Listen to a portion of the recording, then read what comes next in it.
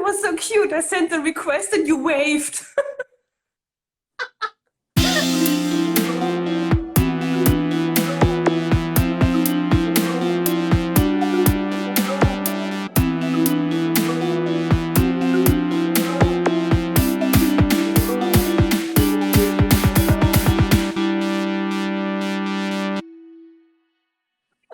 Okay, here she is. My God, yay. Hi. You know what? It's all okay. It is okay. What's new? What's new? Right. It's spring. This is so much fun. Thank you for doing this with me. We have so much to talk about. I think we'll maybe hang out for an hour or so, and should we accept questions from? Absolutely. That makes me so nervous. Okay, it's fine. But we should probably first, let me just address really quickly that my viewers might have seen last night where there was a massive tornado come through Kentucky. And oh, no. We're okay. I didn't get a lot of sleep. And so I'm feeling a little low energy, but I do have a caffeinated beverage. I'm good. I'm good. And then I had a lipstick malfunction. Oh, you just have water? Yes, we can do a replay. Somebody just asked a question. We can do a replay, but I think we will save this and put it on our YouTube channel. Yeah, that's a good idea. Definitely. Yeah. And I made sure I researched last night exactly how to do that so that we can like save it to the camera. I mean, I'm new with all of this Instagram technology. I don't know anything. Right, right. Luckily we practiced like for 30 seconds. Yeah. It's fine. It was more successful than the real thing, but okay. Right. Why was that? It was so It's always like this. So let's get to it. Here is what I want to talk about. And I have like a whole list, you know. Oh my God. You're a list maker too. Don't judge me. I know.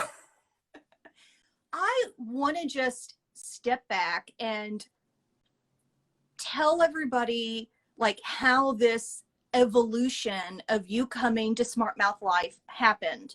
You know, the way I tell the story is that I was maybe messaging you and I was like, hey, would you be interested in, and it's almost like I didn't even get the question out and you were like, yes. And I'm like, yeah, I remember you didn't have to ask any question. You told me about a client who begged you to come back to YouTube. And you were like on the fence and Heather doesn't maybe want to do it regularly and I don't know by myself. And you didn't even ask a question. I said, I'm going to do it. You did. First of all, that was so brave of you. But I want. Or stupid. No, it's not. It was really just brave. And so I want you to kind of explain to everybody, you know, there has to be a connection. There was an immediate connection, at least you've shared with me, an immediate connection that drew you into Heather and I when you first found our channel. What was it about us that made you feel like you belonged? Because you felt immediately like two big sisters. No. I mean, back in the day, we have to talk about when it was 2014, 15. I have so no many years ago. And it was very big, this beauty YouTube industry. I don't think it's the same today, but there were many, let's say, homemade videos, people doing their makeup, giving you tips. And that was very new at that time still. And taught me a lot also, but most of these were very, very, very, very young women. Right. Not that they didn't do a good job, but I couldn't relate to them. Right. They did their makeup pretty good, but they were in their 20s and were like, oh my God, and I was like, just do your makeup, please. Right. And then you came up. And you were my age, you were relatable, and you talked also about the beauty issues that I would face. Gray hair, the skin that ages. So I don't know, this is what, I mean, your personalities, of course, drew me also, but it was also your age and that you, this was rare, women in their late 30s, early 40s talking about beauty in the way you did. So Yeah. yeah. Do you think we should do some beauty related videos? When you and I first talked about revamping, I changed it because I didn't want to just be stuck under the umbrella of Smart Mouth Beauty. So I did change it to Smart Mouth Life. But how do we then incorporate it? Or do you think it's important? So much has changed. You were so right in the beauty community. And I don't know, I did a poll. I don't know if you caught it. I did a poll on YouTube actually, and it was just 2 questions. Do you go to YouTube to learn about something, or do you go to YouTube to be entertained? And 75% said to be entertained. And I thought, that's what I think we should focus on, but maybe we should do some beauty videos. I don't know. What do you think?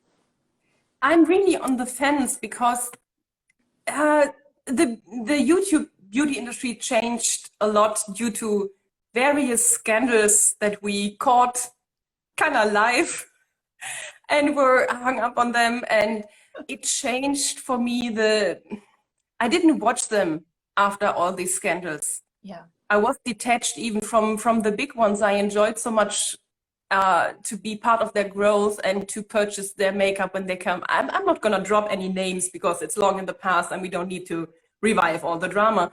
But this is, for me, what, I don't know, I wasn't into that anymore. And no one was doing their makeup anymore. There was no more get ready with me, like chit chat, get ready with me. The makeup reviews, you couldn't tell which is sponsored, which is an ad, which is true. Everyone was reviewing Morphe.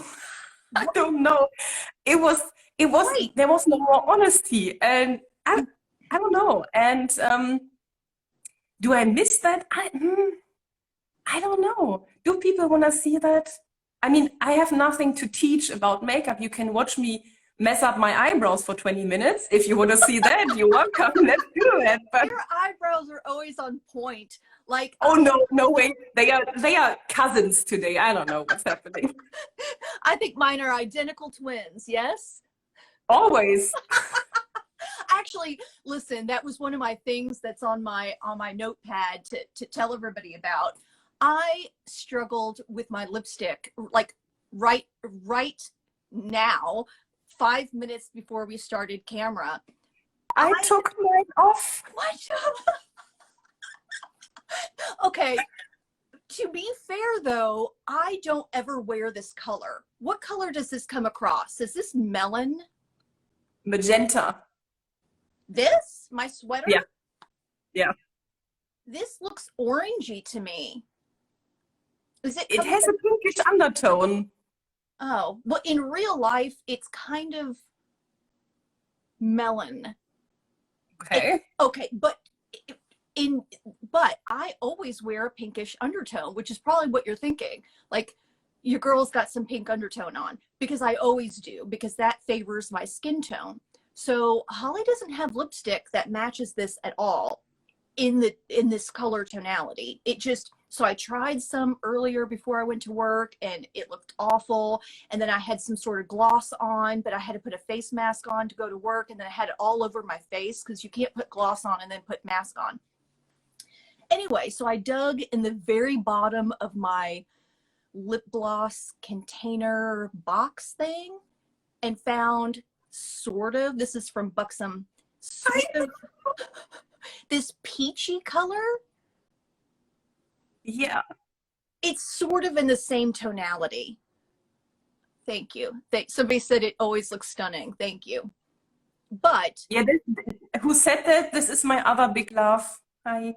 Oh, hey, big love. What does that mean?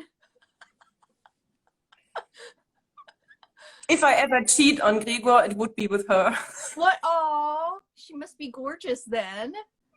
Oh, well, thank you. Oh, she's sending hearts. Can you see also? You see also what's on the screen, I see right? that, yeah. Okay. Well, this is what I went with today. But when you said, you don't have anything to teach, and I think that's part of the umbrella of beauty. I think there's either instruction or just sharing. And I find those two things very different. So I don't want to come on and instruct how to get the perfect lip liner, but I don't mind sharing. I don't mind sharing, hey, this is what I'm enjoying today, or I just picked this up at Sephora and let me just share it real quick. But I don't want it to be one whole video on this lipstick. I can't talk for 20 minutes about lipstick anymore. No. I'm exhausted. It's like, and because we didn't get sponsorships, Heather and I had very, very few subscribers and very few support where people would send us stuff. We did have a few, but it's hard to maintain that if you don't have the following that then justifies the support of the product endorsement. And I don't know how we would have handled that. Heather is very opinionated, and I am too, and there's no filter. And so I worry that we wouldn't have been a good fit for, let's say, Morphe, because that, was such a big one that everybody kind of got on that bandwagon. If we hated it, if Heather and I hated it, we would have said, Heather would have said, Heather can't hide her face. She will let you know. I at least can smile through my bullshit. I don't know. Yeah, but I remember we did a review back in 2018 on this bad baby hairspray something. Oh yeah. Do you remember Heather and I had some difficulties getting the stuff out of the package? And we were so annoyed. It was difficult for me to keep up kind of a facade and saying, yeah, it's really nice, because I was so fed up with all this paper flowing about, and Heather was fed up. And I don't know if this is a review people want to see. I'm here for that. But it's just, I don't know. I cannot keep smiling and saying, yeah, this is great. It doesn't work. I think that's such a great idea, though, is to lift off that idea of perfection. And that was another thing that I had talked about, is I don't want to sit in front of a camera all posed with the perfect lighting, with the perfect, and then have it edited perfectly. Like, that's not who we are. I would rather struggle with the package and be like, this stuff sucks because I can't even get it open. Like, I would rather have that realism, I guess. Yeah. Going back to that poll, I'm sorry, I didn't mean to interrupt you, but going back to that poll where on YouTube it said they aren't here for the education, they're here for the entertainment. So how do we entertain people? By opening a package. By being real about our frustration about opening the package. Yeah, absolutely. I mean, this is what I would want to watch. I tried 2 times to do a wrap-up video about the first month, we did together. I will do another one. It was not good. But I also said I bring content that I would like to watch, which is messy, which is far from perfect, because I want to see real people. I want to see people that are relatable, that I can be friends with or whatever. So this is what I want to see. So this is what I want to deliver. I love that. Being me, maybe messing up my eyebrows for 20 minutes. So if people say, hey, let's do some makeup, let's do a makeup month. I don't mind. Ooh, should we do a makeup month? Oh, maybe not. Yeah, maybe. I don't know. Maybe. You know what I loved looking back, even though we're not finished with March, and we'll talk a little bit about our month, but we're not finished with it. And there's a surprise coming at the end, and you already know about it, but I don't want you to spill it. I should have like texted you before this and been like, don't tell anybody. But we're still in the month of March. But I looked back at some of our videos because I enjoy just kind of watching them and getting new ideas and writing down some notes. The one thing about your videos that you've posted, you're laughing. I mean, there was a rant, but for the most part, you are laughing. And when I looked back at the videos of me, I wasn't laughing. Like, I need to find a way to be funnier. And there is such a heaviness with me on camera without Heather. Heather is the funny. Heather's the funny. Heather is a comedian. Every little detail. It's every little thing about her that's funny. And so the pressure of me coming on here all by myself and not being joyful, like you've come across, like you in the kitchen with the takeouts, laughing for 20 minutes. I'm literally laughing with you. And I thought, well, that's very joyful. You know, like that part of the mix of the video, a mix of seeing you create something in the kitchen or maybe even a little rant or talking about the kitchen machine and then laughing for 10 minutes at the end. So I think that was such a good mix. I want to do more like that. Yeah, but you know where I got the idea from? You guys.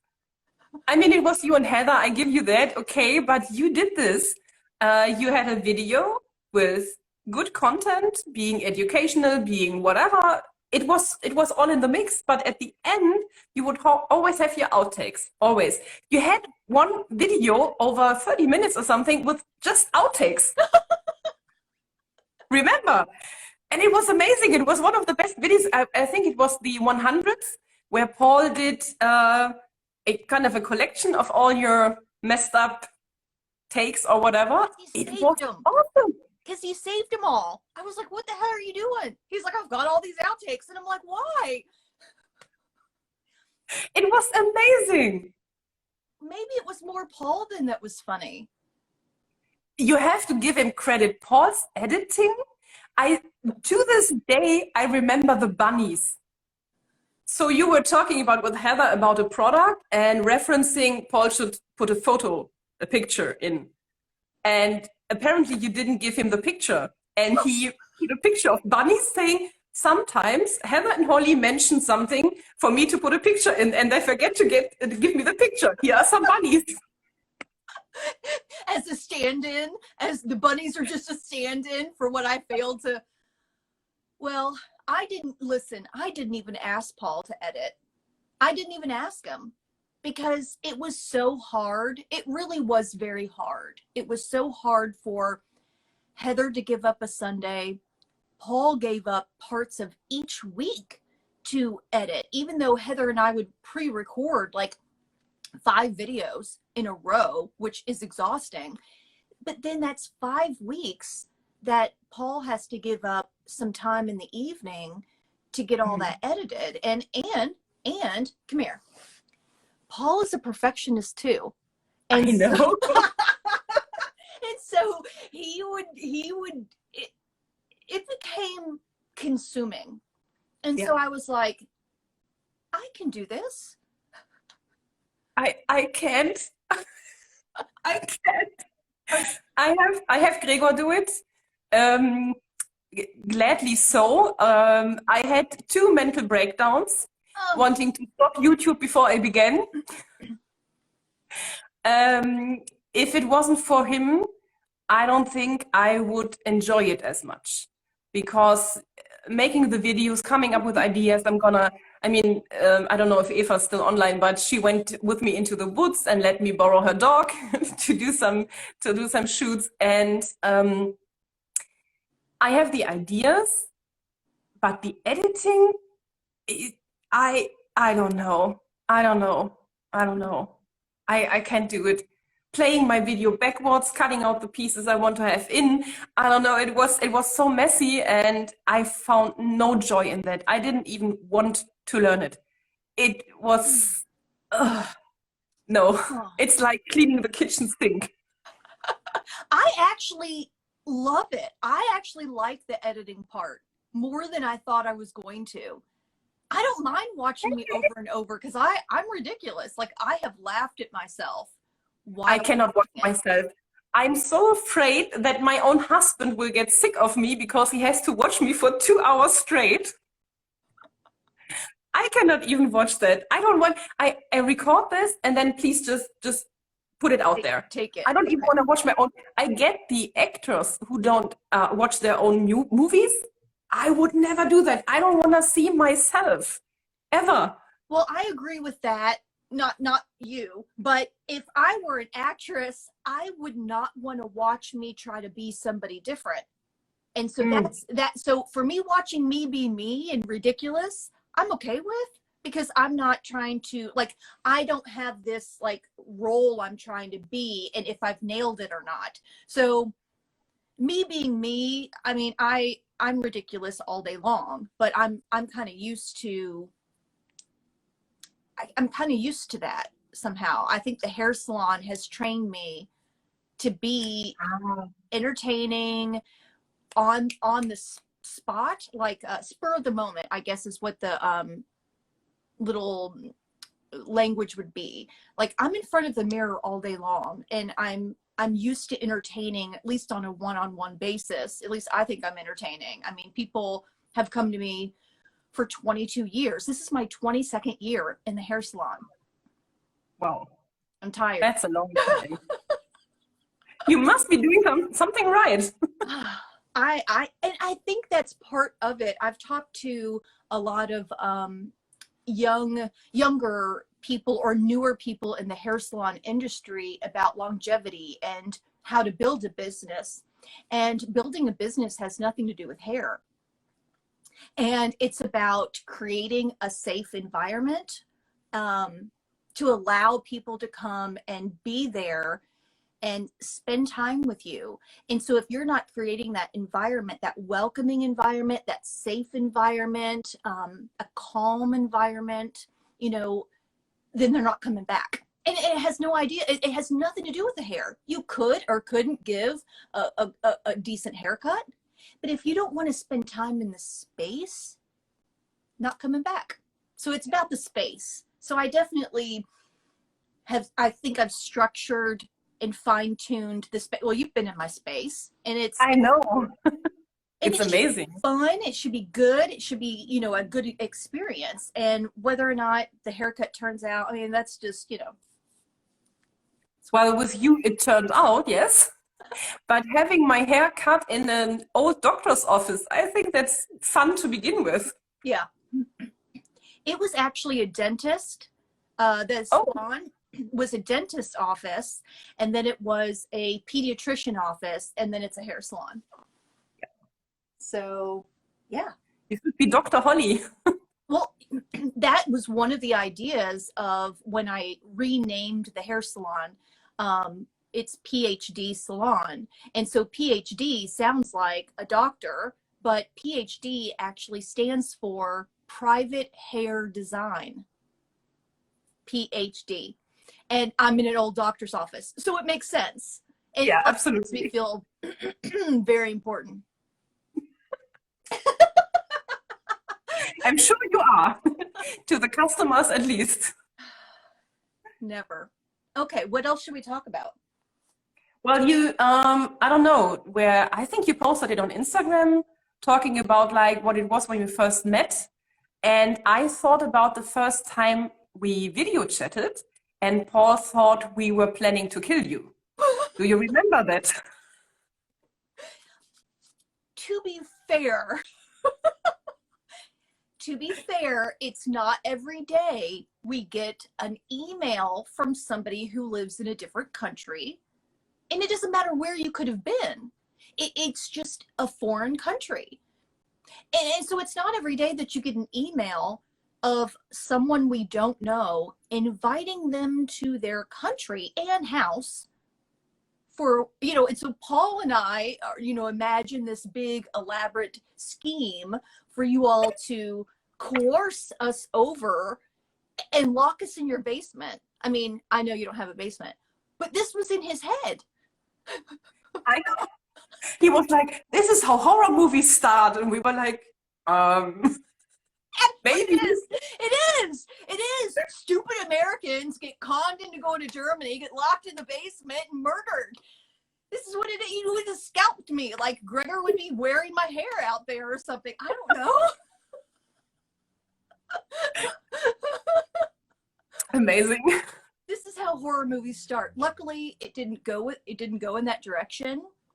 And I think, have we come over there twice? We've been over twice. And then you all have been over here. Yeah, we're overdue to come to you. It's time. Due to some issues worldwide, we weren't able to. I don't know what was up with that. I have no idea. What happened? I don't know, but we've got to do something. You know, so many people are feeling safe to travel now, and so I don't know. I'm still kind of on the cusp of. Me too. You know, I don't know. I don't know, but I still think whenever it is, we will meet in Mexico. If it's this year or next year, I don't care. We will meet in Mexico. We're gonna need a lot of sunscreen. Okay. Can we film in Mexico? Why not? Can we speak Spanish and have margaritas every day? Bravo! Okay. I think we definitely need a Mexican vacation. You know, a lot of clients and I. A Mexication. A Mexication. I'm writing that down.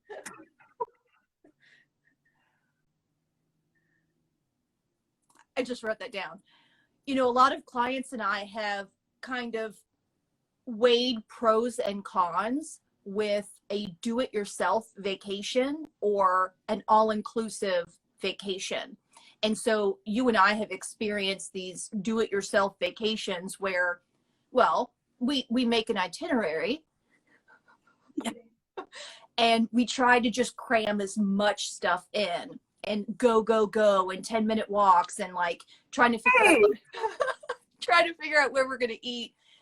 But there's just really something fun about going to an all-inclusive and just drinking and listening to the ocean. Yeah. I think Gregor and I have never done that. I might have done it 19 years ago once. I was always more of a, let's rent a house, let's cook for ourselves and hate it. Right, because I do that here. I do that here.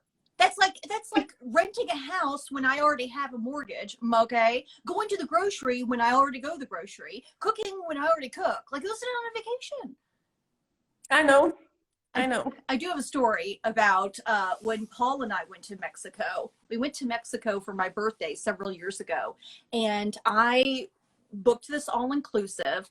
And now, look, I'm pale, and so I wanted to get an all-inclusive place that had a cabana that you could rent on the beach, that had like an overhang and then like curtains, so that I felt really comfortable going out and enjoying the outside, like being safe.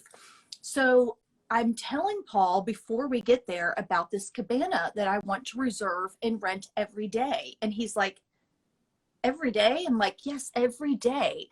And he's like, well, what are we really going to do? And I was like, we're going to be in the cabana. And so Paul is very sweet, and he just has no clue about that type of vacation because he had never gone on one. And so I'm kind of like alarmed that he doesn't know how to cabana. So he was like, well, I'm going to bring a book. And I'm like, okay, do that. So we get down there, and he still had a lot of anxiety about doing nothing, essentially doing nothing. And so we go down, we've got our big beach bag with us. It's got a bunch of sunscreen. It's got a little hat, you know, all the things. And he's got his book.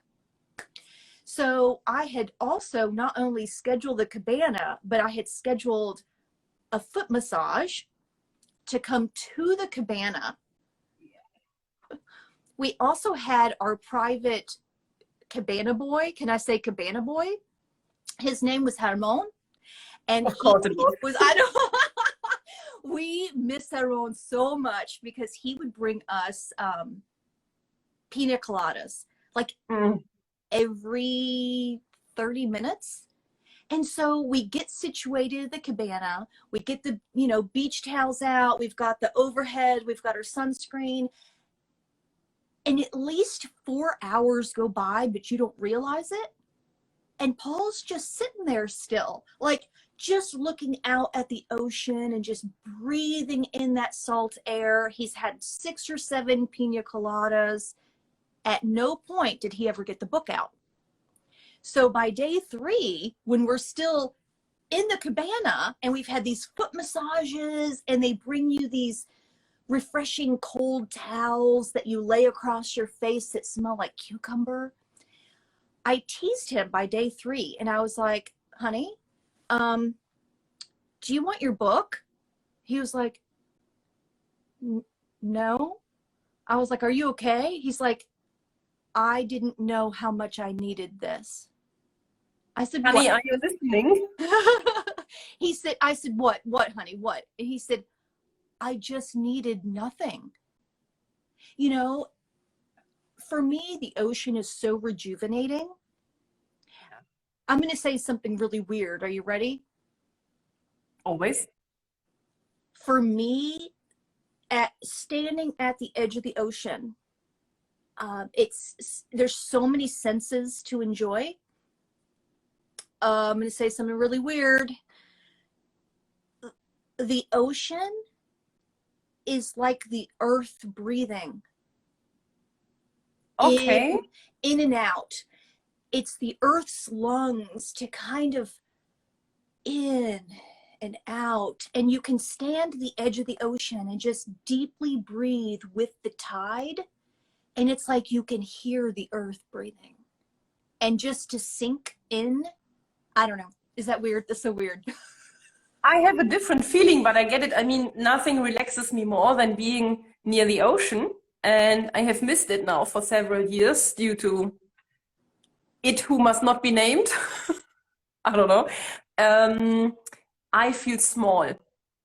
Everything that looks like an issue vanishes because the water is so much, so deep, so vast that everything else becomes non-existent. Yeah, back there. The same goes with stars. If you're looking at the night sky and there's no cloud, once again, I feel so small that all the issues I think I have, they just vanish. And this is the same with the ocean.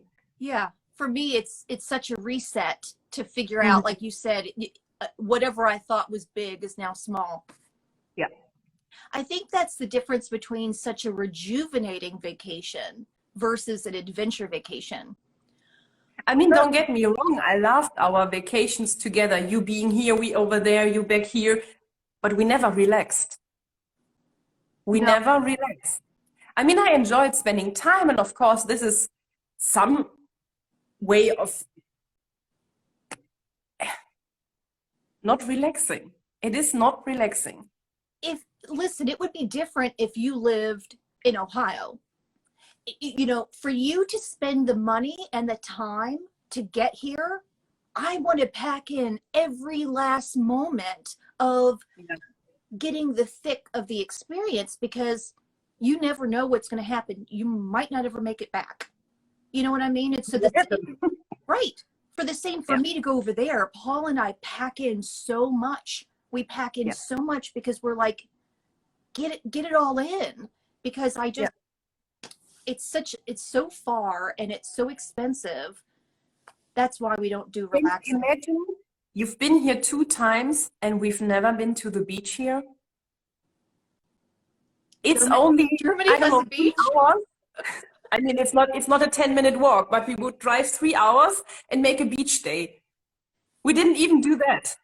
Because if we're going to be in the car for 3 hours, you know where I want to go. Amsterdam. No. If I'm coming to Germany, where you are, and we're going to take a 3-hour drive.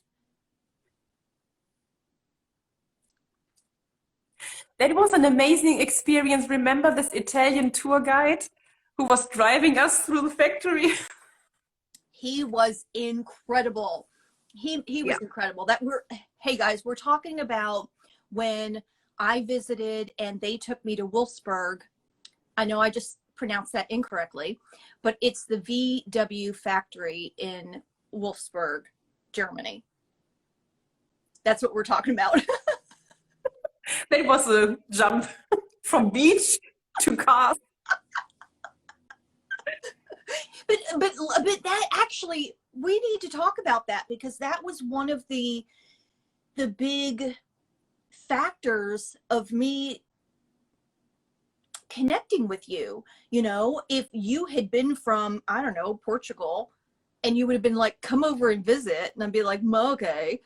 You know, there was such an added benefit of you being in Germany. And that was one of the lifelong dreams of mine, is to be, you know, to come to Germany and explore and go to the VW factory and to see the plant. And then as you and I know, Paul ended up buying a car because of the experience at the factory. So it's like, it was me that wanted to see. He is so in love with that car. He still talks about, every day we talk about how much he loves that car. And he got to see it built. When we went through the factory, we got to see a, like, I guess over there it's called the Golf. Mm-hmm. So I guess we would call it the Golf. But we got to see it kind of go through the factory and be built. And Paul was so excited about it. We came over and he bought it immediately and has loved it every day, every single day. Can you show your tattoo so we can answer the question who wanted to see the factory? Which tattoo? The VW tattoo. I know it's small, but I know it's there. Like 5. Oh, I thought you just had the green one, the little one. Yeah.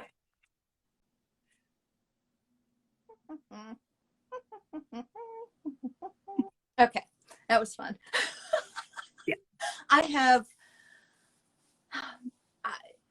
a couple on my back, I guess, that's VW related. I don't know.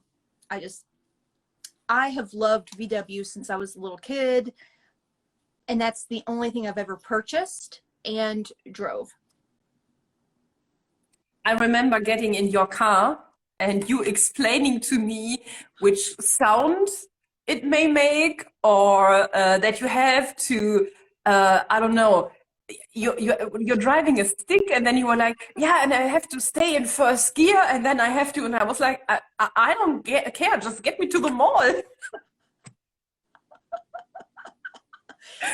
My car is very unique. It was like a rebuilt car, and it was built for racing. And so there are different parts that are just different. The clutch is different. The flywheel is different. The intake is different, makes different noises. The shifting is different. And so when somebody gets in my car for the first time, they think it's broken. I once dated this guy who kept saying, why don't I get the car fixed? Oh. He lost his privileges of being in the damn car. And it was really upsetting because he just didn't understand. And to be honest, Paul probably didn't understand when he first was dating me. And my car's very specific. It's very particular. There are very few people that can even drive it. Paul can't drive it. We've tried 3 times. But the clutch is very different because it's set up in a and it's set up very heavy in a very short distance, so that you can, I guess it would be called like drag racing. Anyway, so my wonderful friend, who's my mechanic, I've known him for so long, since 1992 or 3. He built the car. He's always worked on a bunch of my cars, and I trust him so much to drive it. In fact, he has, like, I'll drop my car off with him and then come on vacation over with you, because normally when I'm with you, it's like 2 full weeks. And so I take advantage of throwing my car at my friend and giving him a budget and just say, do whatever you want to, make it faster, make it better, do whatever. He took it to a car show once.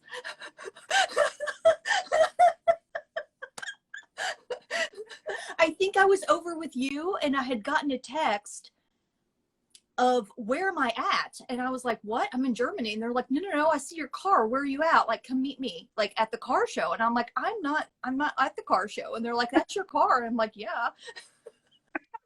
So I kind of co-own it with my friend Chaz, but it's fine. It's fine. It's a very different car. Very different. Yeah, it was an experience. I remember us putting our shopping bags into your car and then getting back into the mall to grab something to eat. And you were like, yeah, I'm not gonna close it, you know? And I was like, what, you mean you leave it open? And you said you rather have it like open and someone could get in the doors and steal it like that than instead of putting a knife through your... Yes. I just had some strawberry beer and I was just like, yeah, I'm gonna drink my beer, whatever, I don't know. I have a convertible, and the convertible came factory with a vinyl top, a vinyl convertible top, but this particular top had been traded out to a canvas top, and canvas tops are really expensive, so expensive, very beautiful, a lot better functioning. The vinyl dries out and cracks, and the canvas has stayed pure black. It doesn't fade in the sun. It is beautiful. So it's very expensive. So if somebody sees something in the car and wants to get it and the car is locked, they'll take a knife and rip open, I don't know how it is over in your country, but people will rip open the convertible tops to get into the car. And I'm like, I would rather replace whatever they stole that was inside the car than replace a $5,000 convertible top. You feel me? I just had strawberry beer. I didn't care. I think we were at this place called AJ's, and they had really good cider, and they had a strawberry flavor cider. Yes. Whatever. Yeah, it was pink. It was pink. It was beautiful. I miss that. I really don't drink a lot of beer. You know, we've been talking so much about food lifestyle over on YouTube. I'm getting ready to release a video on Tuesday about what I drink every day, like what I drink in a day. And it's not beer. And I'm going to tell you, I miss it. I miss beer. All I ever do.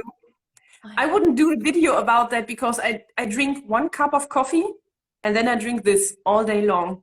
No one wants to see that. Or maybe you could rant about nothing else to drink. Although, no, listen. I was shocked to learn about vegan wine. I had no idea that wine, I just would assume, and that's just me being uneducated about being a vegan. And so it was so interesting for you to talk about vegan wine. Well, this is even, I understand that much easier than toothpaste, detergent, soap, everything not vegan.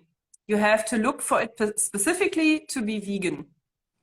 So wine, I get, kind of because of this clearing process they use like this melted down fat and bones and whatever, I don't know, and they don't have to declare it that they use it because it is so chemically altered that it's not, I don't know, detectable anymore or whatever. I'm no expert, but it's like very like, watered down, whatever. They do this with juice too. So everything that has to be clear or the taste has to be the same. They do that. So I get it with the with grocery and drinks and whatever. Toothpaste? Toothpaste? Why is there bones in there? What for? But I could see where this would be very frustrating. You would have to educate yourself. No idea. Yeah. You'd have to educate yourself about the process of each product, whether the end result of the product is vegan or not, the making of the product. There was a huge discussion. It was amazing. A huge discussion because there was a Burger King flagship store, something in London, that is, I think, currently completely vegan for 1 month. And a lot of people going there, and the menu must be amazing. They work together with a vegan butcher or whatever, very famous. And people were commenting, oh, it's not vegan, it's plant-based. Because the company still sells meat products. The company is not vegan. But I say plant-based to me is not sufficient enough, because if you tell me this is plant-based, yes, your meat is plant-based, but do you have cheese on it? Does your burger bun have eggs in it? Oh. And so on and so forth. Yes. So I get the vegan is a lifestyle and the brand itself is not vegan, yes. But if you say this is a plant-based burger, to me, this is not information enough. Yes. So the discussion was like, I was like, I'm gonna turn off the comment section. I cannot deal with that. Yeah. Vegan people can be very weird. So can keto people, you know, and I think what you just described is something that we as in keto people, call dirty keto versus actual keto. And so I'm thinking there's dirty vegan, which would mean they would eat a burger that would be plant-based burger, but not pay attention to the bun or the company. And so for like here or with keto, like you could eat dirty keto that has a lot of like sugar alcohols in it and things like that, and don't really pay attention to the vegetable carbohydrates or something like that. And so you're kind of dirty keto instead of like full out keto. And so I think that there's a level of differences on even the umbrella of the label of vegan has different things coming within that umbrella. Yeah, absolutely. Absolutely. So speaking of a burger joint in London, have you ever heard of Frost Burgers? No. Frost, F-R-O-S-T, and I believe it's in England. I could be wrong.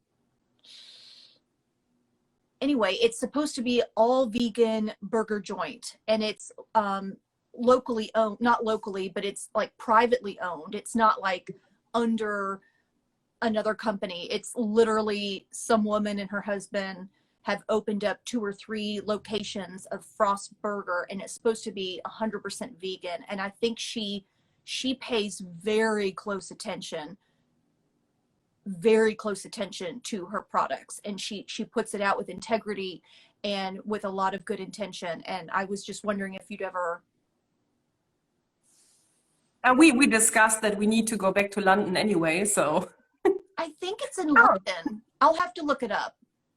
And Gregor says Liverpool and Manchester. Okay, yeah, we can go there too, I don't mind. Have you heard of it?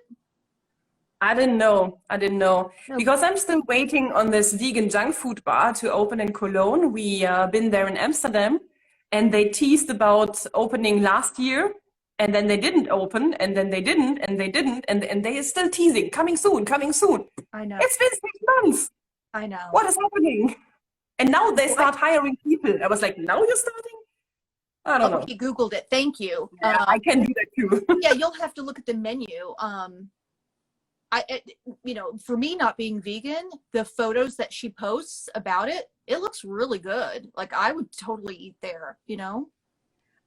I'm gonna let you in on a little secret. I've been to Burger King here. They have several plant-based burgers that you can order to be vegan if you left out cheese or whatever. I don't know. It's very complicated. You can order or make them vegan by order, but they have one vegan plant-based chicken, long chicken, I don't know. I don't know if Anna is still here, but we went out in our lunch break together to Burger King to get this. I took one bite and then I started getting out the chicken because I didn't believe it was plant-based. And I had to really dig in and take it out and really see for myself that it was plant-based and not a real chicken. It was way too real. The taste was okay. It mimicked the long chicken burger, but to me it was too real. I felt like I had chicken in my mouth. And we repeated this and went to a, what was it, a Korean or Vietnamese restaurant a couple of weeks ago, all vegan, all organic, and ordered the vegan duck. Ooh. Both of us nearly vomited because it tasted so real. The consistency was so real. We were not convinced. We thought, okay, they called this veggie duck. Maybe they called it veggie duck because it sits on vegetables and it is still real. And then we checked again. No, the sign here says it's an all vegan restaurant. It cannot be real. And then I poked it again because even the coloration and everything was so duck-like. I was like, I don't know. And I was like, maybe it's real. And I was like, ooh. You're just in there poking a duck.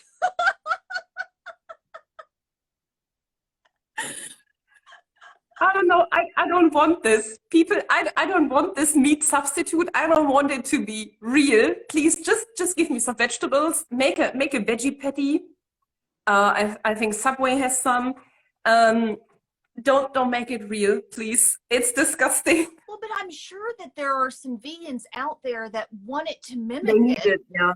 Yeah. And isn't food so psychological? Isn't food so embedded in what you expect it to be? And so for you to flip that and don't want it to be what you expect it to be, probably, you know, there's probably some vegans that want it to be identical and need it to be to satisfy that checkbox. And here are you saying this is too real, that freaks you out. That's interesting. I love that you were just there poking on your duck. Yeah.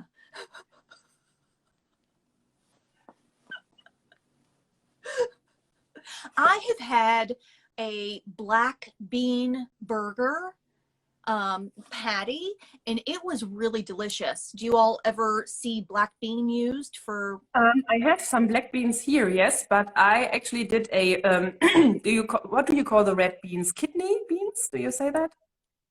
No, those wouldn't be the red beans. We have kidney beans, but they're Purple? I don't know. I thought kidney beans were kind of whitish or greenish. Okay, whatever. I made red beans. Yes. I made a burger patty or like a meatball or whatever, some potato salad, and it's amazing. I mean, it doesn't. I remember Gregor saying, "Yeah, it tastes good, but it is no meat substitute." And I was like, "It's not supposed to be. It's a bean thing." Yeah. I don't know. I liked it. Yeah, I liked it. I don't know. I think that's one really cool thing that we're showing on our YouTube channel is how you can transform food to fit any lifestyle. And I'm gonna speculate, correct me, you're not deprived. Absolutely not. You know, you're eating well, and you spend time in the kitchen, and you make good food that tastes good, that feels good. I am too. And I think when people project this idea of some sort of diet, I think diet has such a bad undertone to it. That's why I keep saying lifestyle in our video. Yeah. People think you're deprived. If you leave out this, and this, and this in your food, then you automatically are deprived. Screw that. I am not deprived. You don't seem deprived. You're enjoying your food. You're enjoying cooking, at least, you know. I want to know where you got that apron with the moose on it. Man, I don't know. I don't remember. I know my parents, they traveled for 6 weeks through Norway and Sweden. And they brought back a lot of moose, reindeer, elk things. I don't know. It could be that they brought this, but maybe not. I don't know. It was precious. I don't know. Maybe I can ask them, but it was so many years ago, so I don't know if they remember. Yeah. So it really inspired me, because as soon as I was watching that video, Paul was next to me, and I was like, oh, I want an apron. Like, and then for one of the upcoming videos, I was gonna wear the apron that I have, and I forgot. No apron, just cooked, or I was baking. I baked apronless, like a rebel. I never wear any apron, ever. But for this video, I thought this would be fun. But when I started talking about it, I was just always laughing and I couldn't say anything about it. And I was just putting it on. I don't know. It's very not professional. We don't need to be professional. None of it. No way. Not professional. Okay. Are we done? What's going? That's all on my checklist, and we're coming up on an hour. So okay, perfect. Perfect. Anything else we need to hash out before we go? I miss you. Oh, I miss your face. But you're in the other room like all the time, because I'm constantly like looking through your video to like tag stuff and, you know, just to laugh and watch. It's like you're here. I mean, I feel closer to you, yes, but it's not the same. Remember us sitting here on our couch and talking till 2 in the morning, and, you know, this is just, I don't know. I miss Paul too. I miss you both. We miss you guys. We're going to have to figure out some sort of Mexication. That's going to be the word of the hour. Mexication.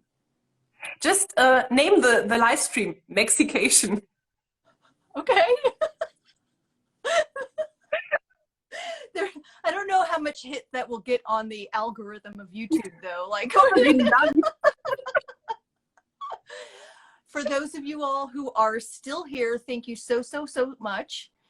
I am intending to save this recording and post it on our YouTube channel so that everybody can laugh and hang out with us more and watch it over and over again. I don't know why you would, but in case you've missed something, you can go back and watch it. Sound like a plan? Sounds like a plan. All right, girl. Thank you so much. Thank you. Bye, Take guys. care. Bye.